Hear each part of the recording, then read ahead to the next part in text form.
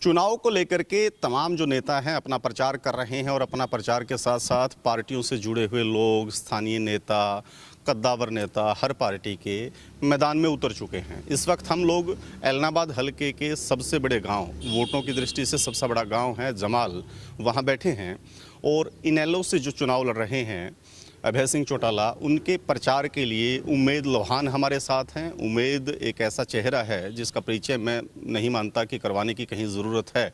बड़े कद्दावर नेता रहे हैं, इनेलो में पहले थे, दोबारा से फिर इसमें इनेलो में कुछ समय पहले इन्होंने ज्वाइन किया है और आज ये प्रचार कर रहे हैं। इन्हें जिम्मेवारी दी गई है एक जोन की। उमेश जी, स्वागत है आपका।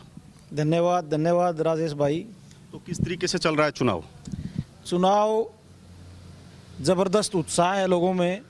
जो कुर्बानी अभय सिंह चौटाला ने दी है किसान वर्ग के लिए, उस कुर्बानी को समझते हुए आज कमेरा वर्ग पूरी ताकत के साथ अभय सिंह चौटाला के साथ खड़ा है और मैं समझता हूं कि 50,000 के करीब जीत का मार्जिन जाएगा। और जो लोग किसानों का खून चूसने का काम करते हैं, पूंजीपतियों के लिए नीतियां बनाने का काम करते हैं, जिन्होंने 600 किसानों को शहीद करने का काम किया है, जो किसानों के ऊपर गाड़ियां चढ़ाने का काम करते हैं, जो लाठियां गोलियां बरसाते हैं, उनको एक अच्छा सबक देने का काम एलनाबाद हल्के के लोग करेंगे। जिस तरीके से बीजेपी ने आज से ही लगभग ये मान के चलें कि चुनाव के प्रचार की शुरुआत की है, कागदाना में एक बड़ी रैली उन्होंने की है, हालांकि उसका एक दूसरा रिएक्शन भी आया कि किसान वहां विरोध कर रहे थे। क्या लगता है कि सरकार का तंत्र, मंत्री, विधायक, चेयरमैन, ये जब लोग गाँव में घुसेंगे, नहीं लगता है कि चुनाव थोड़ा सा नीचे जाएगा और कहीं ना कहीं एक स्थिति आपको जो है चुनौती के रूप में मिलेगी?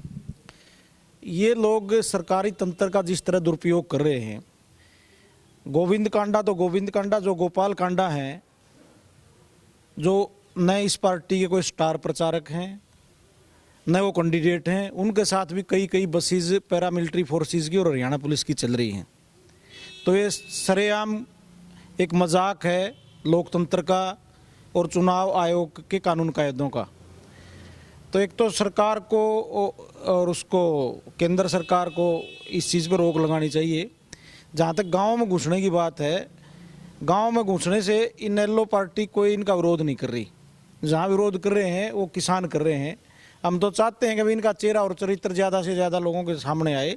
आज भी आपके एक पत्रकार ने इनसे सवाल पूछा तो ये सामने से भाग खड़े हुए। और लानत है ऐसी पार्टी पे, भारतीय जनता पार्टी पे, एक इस तरह के परिवार को उम्मीदवार बना के ले आए हैं जिनका एक चरित्र है वो हमारी बहु बेटियों के हिसाब से बहुत ही निचले स्तर का रहा है। और मैं समझता हूँ कि इस क्षेत्र के लोग, इस क्षेत्र की बहु बेटियों की इज्जत का सम्मान करने वाले लोग, ये जो गीतिका शर्मा के साथ एपिसोड इस परिवार ने किया था, उसको देखते हुए इनको एक सबक सिखाने का काम करेंगे। और उन लोगों को भी शर्म आनी चाहिए जो इनके बराबर में खड़े होकर वोट मांगने का काम कर रहे हैं, चाहे वो ओम प्रकाश धनखड़ जी हैं, चाहे वो जेजेपी के लोग हैं, चाहे वो मुख्यमंत्री खट्टर साहब हैं, जो आरएसएस पार्टी नैतिकता की, संस्कारों की और स्कूली शिक्षा भी इस तरह की दिलवाना चाहते हैं जहां हमारी बहु बेटियों का और बुजुर्गों का सम्मान हो। उस तरह की पार्टी ने इनको उम्मीदवार बनाया है। तो इनकी सोच का दिवालियापन इस बात से जाहिर होता है कि इनके पास न लोग बचे हैं और न इनके पास नेता बचे हैं, न उम्मीदवार बचे हैं। जो विरोध करते हैं किसान, आरोप है कि किसान नहीं है बल्कि इनेलो के कार्यकर्ता है जो किसानों का चोला पहन करके दिखावा कर रहे हैं कि किसान है। आप देखिए, कल से मैंने सुना है जो हमारा लखीमपुर में किसानों वाला हत्याकांड हुआ, उसका अस्थि कलश लेके यहाँ तलवाड़ा गांव से संयुक्त मोर्चा की ओर से एक अस्थि कलश यात्रा इस हल्के में दाखिल होगी, जो पूरे के पूरे 74 जो गांव हैं उनमें जाके इनका चेहरा चरित्र नंगा करने का काम करेंगे। इंडियन नेशनल लोकदल का कार्यकर्ता अपनी लड़ाई अपने आप लड़ रहा है, किसान वर्ग अपनी लड़ाई लड़ रहा है, और जो दर्द इन्होंने पिछले 10 महीनों में दिया है किसानों को, उस दर्द का इजहार इस उपचुनाव के माध्यम से करने का काम किसान संगठनों के लोग कर रहे हैं। ये तो इनका दुष्प्रचार है। इंडियन नेशनल लोकदल के कार्यकर्ता इस तरह का कोई काम कर रहे हैं। जी उमेश जी, आप लोग पहले भी इनेलो परिवार का हिस्सा थे। जब पार्टी दो फाड़ हुई तो आपने एक अलग मंच बना लिया था, हालांकि बाद में फिर भाईचारा निभाते हुए आप जेजेपी में चले गए, वहां से आपको छोड़ करके जाना पड़ा। कारण क्या रहे थे? क्यों आपको लगा कि नहीं, वापस हमें किसी दूसरी जगह चला जाना चाहिए, वो जगह आपके लिए फिट नहीं है? जब इंडियन नेशनल लोकदल से जननायक जनता पार्टी बनाने का निर्णय किया भाई अजय सिंह चौटाला ने, ये कह के किया कि ये तो चौधरी देवलाल की नीतियों पे नहीं चल रहे, ये किसानों के हित की नीतियों पे नहीं चल रहे, ये कार्यकर्ताओं को इग्नोर करने का काम करते हैं, हमारे लोगों को इग्नोर करने का काम करते हैं। लेकिन जब हमने ये देखा कि इन्होंने तो ये पार्टी सिर्फ अपने परिवार के पालन पोषण के लिए और उनके हितों के लिए बनाई है, और जो लोग चौधरी देवलाल को गालियां देने का काम करते थे, जो विधानसभा में भाई अजय सिंह चौटाला को 2.5 क्विंटल का गुंडा बताने का काम करते थे, जब उन लोगों ने इनके साथ शामिल होके और नेतृत्व करना शुरू कर दिया, मंचों पे, प्रदेश सत्र के मंचों पे इन्होंने सिराखों पे उन लोगों को बिठाने का काम किया जो छोटू राम को भी गद्दार कहने का काम करते थे, चुनाव लड़वाने का काम किया, इस तरह के निर्णय लेने शुरू किए। तो जब आम कार्यकर्ता के सामने इनकी असलियत सामने आ गई और इंडियन नेशनल लोकदल के कार्यकर्ता जो बिछुड़ गए थे, ज़्यादातर जेजेपी में चले गए थे या कोई भाजपा में चले गया था, कांग्रेस में चले गया था, आज सब को इस बात का एहसास हो चुका है। उनको बेवकूफ़ बनाने का काम किया गया, उनका इमोशनल ब्लैकमेल किया गया, ये कह के कि मैं जेल में हूँ, पीछे से मेरे छोटे बच्चे हैं और जितने साथी मेरे साथ थे, काम करते थे, वो मेरे बेटों की मदद करें। क्योंकि अजय सिंह चौटाला ही ज़्यादा फील्ड में रहते थे, जो देशवाड़ी और बांगर बेल्ट है, भाई अभय सिंह चौटाला उस फील्ड में कम रहते थे, सब इनसे जुड़े हुए थे। तो जब ये लगे भाई इनके साथ, इनके बच्चों के साथ अन्याय हो रहा है, तो लोग भावुक होकर इनके साथ लगे, इनको वोट दिए, इनको जितवाने का काम किया। लेकिन जिस पार्टी और जिन नीतियों के खिलाफ चुनाव लड़ा था, अपनी कुर्सी के लिए उनकी गोद में जाके बैठने का काम इनने किया है। कार्यकर्ताओं ने छोड़ना शुरू किया है तो इनकी नीतियों को देख के किया है। तो आज हालात आपको क्या लगते हैं? जिस तरीके से युवा देवीलाल के रूप में इनको प्रचारित किया गया, लोगों ने माना भी, एक जनादेश भी दिया, उम्मीद थी कि एक जीत जाएं, सदन में उपस्थिति होंगे, 10 सीटें दे दी, राज में हिस्सेदारी कर ली, कृषि कानून आए, उम्मीद थी कि ये छोड़ करके चौधरी देवीलाल के तरीके से वापस आएंगे, नहीं आए। किस तरीके से पूरे के पूरे मामले को देखते हैं? आज लोगों में, आप हमेशा बैठते रहे हैं, क्या उनकी भावनाएं किस तरीके से आती हैं? देखिए, चौधरी देवीलाल के परिवार से होने से या उसमें पैदा होने से कोई छोटा देवीलाल नहीं बन जाता। वो तो उसका जो आचरण है, जो उसके राजनीतिक फैसले हैं, वो ये तय करते हैं कि ये चौधरी देवीलाल का वारिस है या ये ढोंग कर रहा है। लोगों ने मान्या, आपकी बात 100% जायज़ है, और हमारी बेल्ट ने तो एक किस्म से इसको मैंडेट दे दिया था कि ये चौधरी देवीलाल का वारिस है। लेकिन जो निर्णय किए इन्होंने चुनाव के बाद, उन निर्णयों से लोगों में इतनी ज़्यादा नाराज़गी है कि आज हरियाणा प्रदेश में किसी नेता से किसान वर्ग सबसे ज़्यादा नाराज़ है तो हमारे उप मुख्यमंत्री हैं प्रदेश के, दुष्यंत जी चौटाला, उनसे नाराज़ है। इतना नाराज़ तो आज भारतीय जनता पार्टी के भी किसी नेता से लोग नाराज़ नहीं है, किसान वर्ग, जो इनसे नाराज़ हैं। चुनौतियां क्या हैं जब फील्ड में आप जाते हैं? सरकार में हिस्सेदारी ना होने की वजह से जो मूलभूत सुविधाएं हैं, सड़कें हैं, बिजली, पानी, स्वास्थ्य है, किस तरीके की कमियां आप देखते हैं? लोगों के जो कसक है वो किस तरीके से निकलती है? लोग याद करते हैं चौटाला साहब का शासनकाल, जब हर तरह की बुनियादी सुविधाएं इनको प्रदान करने का काम किया गया और ये एरिया खुशहाल हुआ। बागड़ बेल्ट का एरिया होते हुए भी पंजाब की तरह के आपको मकान मिलेंगे। हम बैठे यहाँ, सारा गांव में आप घूम के देखो, इस तरह का रहन सहन है लोगों का। ये उनके शासनकाल की देन है, चौटाला साहब की। लंबे समय से चौटाला साहब सत्ता से बाहर हैं, इस बात की टीस लोगों को है। आज खेतों में रास्ते हैं, चाहे वो ढाणियों में बिजली का मामला है, चाहे सड़क फूटी हुई हैं, गलियाँ फूटी हुई हैं, ये समस्याएं हैं लोगों की। लेकिन इन समस्याओं के नाम पे खिलवाड़ किया जा रहा है लोगों के साथ।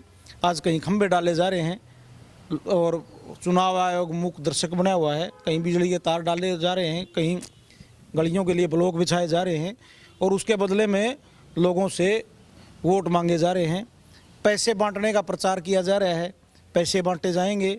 लेकिन मैं जितना घूमया हूँ, मेरे को चुनाव आयोग की कोई गाड़ी नहीं मिली नहीं, सभी कैंडिडेटों की वीडियोग्राफी होती है, वो क्या बोलते हैं उसकी रिकॉर्डिंग होती है।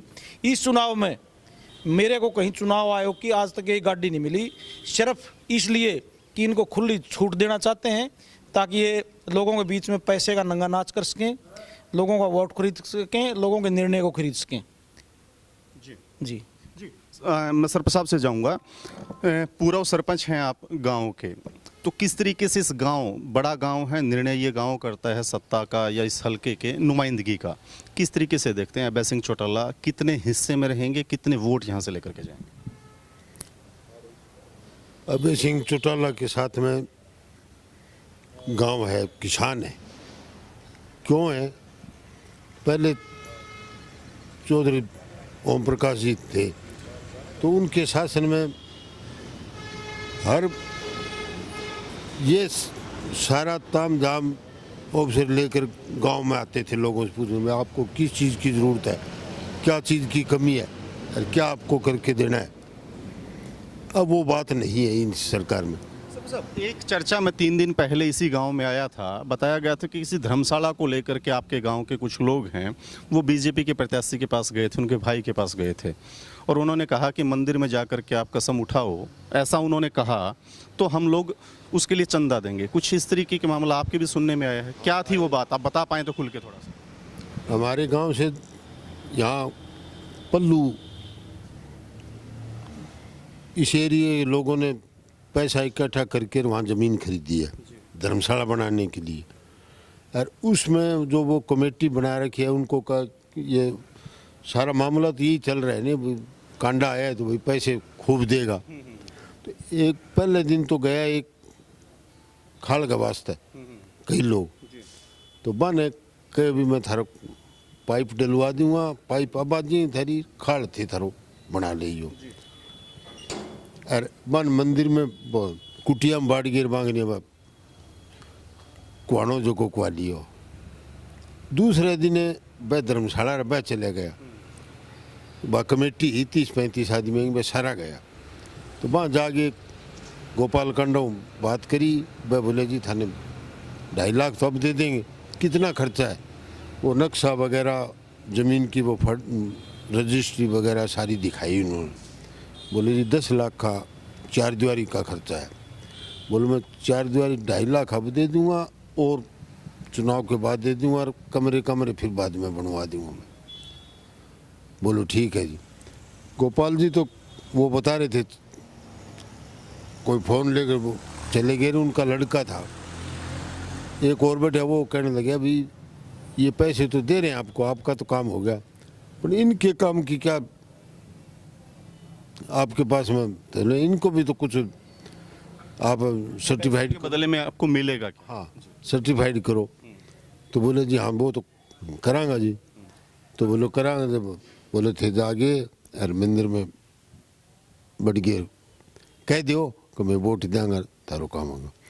वह लोग खड़े हो गए, वापस आ गया जी। वह बोले मैं कौन से मंदिर का जिक्र था ये? तारा बाबा की कुटिया में।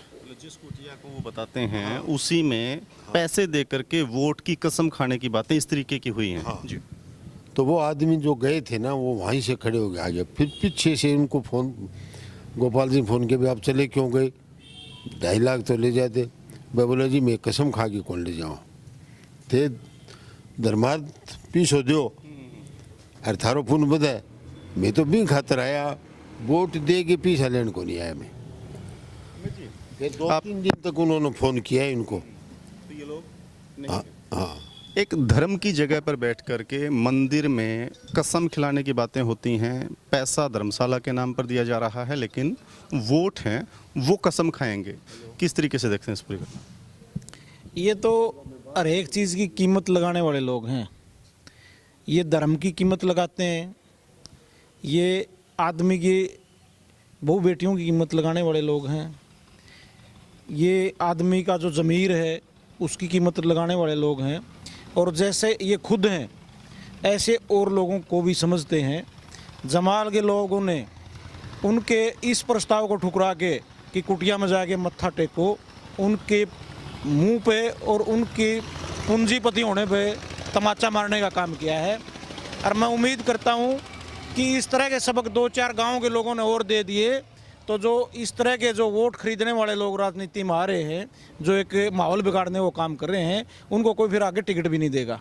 जी, शुक्रिया सर। तो बड़ी शर्मनाक बात है, मंदिर में बैठ कर के धर्मशाला को पैसा देने की बातें होती हैं और बोला जाता है कि पूरा गांव आकर के मंदिर में कसम खाए कि इसके बदले में आपको वोट देंगे।